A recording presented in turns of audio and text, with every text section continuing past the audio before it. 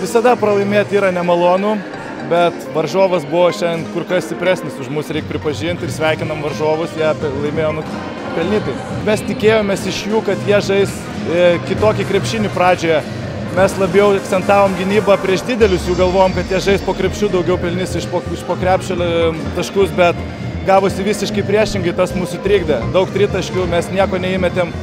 Paskui viskas va taip susidėliojo, kad jau buvo sunku sugrįžti į vėžes ir pralašėm.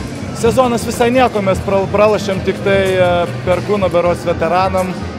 Taip sezonas visai gan sėkmingas.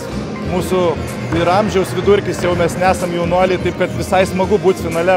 Amžiaus vidurkis turbūt 303 pas mus. Tai kolektyvas geras, tikrai sezonas, patenkinti visi sezonai iš tikrųjų. Sunki pergalė, taip ir galvom, kad tai bus iš tikrųjų, nes komanda, su kuria reikia žaisti, kurie iki galo visą laiką, daug fizinės jėgos. Pernai tie patys finale buvo pats smagiausias finalas prieš tos pačius žaisti. Visi tikėjom, kad laimėsim, nes apie tai, kad gausim, nebuvo minčių. Turėjom, kiek galim. Pernai žaidėm kraupiai iš tikrųjų, tai tik 5 taškais gavom, tikėjomės sėkmės, tikrai tikėjomės. Tai cigarų iš anksto duotas? Jo, cigarą iš tikrųjų nuo pernai netgi. Bet pernai neteko uždegti. Subrandintas dūmas.